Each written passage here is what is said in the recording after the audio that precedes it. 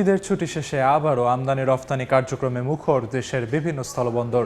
বন্দর বাণিজ্যে খবর জানাতে বেনাপোল থেকে যুক্ত হচ্ছেন রিপোর্টার আজিজুল হক। সরাসরি চলে যাচ্ছে তার কাছে। দেশের চলমান 14টি স্থলবন্দরের মধ্যে সবচেয়ে বেশি আমদানি এবং রপ্তানি বাণিজ্য হয়ে থাকে বেনাপোল বন্দর দিয়ে ভারতের পেট্টাপোল বন্দরের সাথে। বছরে এই বাণিজ্যের পরিমাণ প্রায় 30,000 মেট্রিক টন। প্রতি বছর আমদানি বাণিজ্য থেকে সরকারের প্রায় 10,000 কোটি টাকা রাজস্ব আসে, যা দেশের অর্থনীতিকে সচল রাখতে বড় ভূমিকা রেখে আসছে। তবে পবিত্র ঈদ উল ফিতর এবং সাপ্তাহিক ছুটিতে গত 17 মার্চ থেকে 23 মার্চ পর্যন্ত টানা 7 দিন এই বন্দরটি আমদানি এবং রপ্তানি বাণিজ্যে বন্ধের কবলে পড়েছিল। তবে ছুটি শেষে গতকাল থেকে আবারও দুই দেশের মধ্যে আমদানি এবং রপ্তানি বাণিজ্য শুরু হয়েছে। গতকাল প্রথম দিনে ঢিলেঢালাভাবে আমদানি এবং রপ্তানি পণ্য পরিবহন হলেও আজ একেবারে স্বাভাবিকভাবে দুই দেশের মধ্যে আমদানি এবং রপ্তানি বাণিজ্য কার্যক্রম চলছে বলতে আমরা দেখতে পেয়েছি।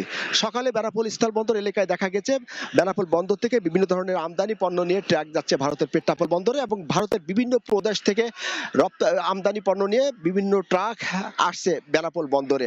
আমরা কথা বলেছি বেনাপোল স্থলবন্দর পরিচালক শামীম হোসেনের সাথে। তিনি আমাদেরকে জানিয়েছেন ঈদ ছুটির মধ্যে সীমিত পরিসরে বন্দরের কার্যক্রম চালু ছিল, তবে ছুটি শেষে এখন পুরোটা কার্যক্রম চালু রাখা হয়েছে এবং ব্যবসায়ীরা দ্রুত যাতে তাদের আমদানি পণ্য খালাস নিতে পারেন তার জন্য সকলকে নির্দেশনা দেওয়া হয়েছে। বেনাপোল বন্দর দিয়ে যে সমস্ত পণ্য আমদানি হয় এই সমস্ত আমদানি পণ্যের মধ্যে রয়েছে শিল্প কলকারখানার কাঁচামাল, তৈরি পোশাক, গার্মেন্টস, শিশুখাদ্য, কসমেটিক্স, অক্সিজেন সহ বিভিন্ন ধরনের পণ্য, এবং রপ্তানি পণ্যের মধ্যে রয়েছে পাটজাত পণ্য, তৈরি পোশাক এবং কেমিক্যাল সহ বিভিন্ন ধরনের পণ্য। তো এই ছিল বেনাপোল স্থলবন্দর থেকে আমার কাছে আমদানি এবং রপ্তানি বাণিজ্য নিয়ে ঈদের পরে যে শুরু হয়েছে তার সর্বশেষ। সরাসরি যুক্ত ছিলাম বেনাপোল স্থলবন্দরে।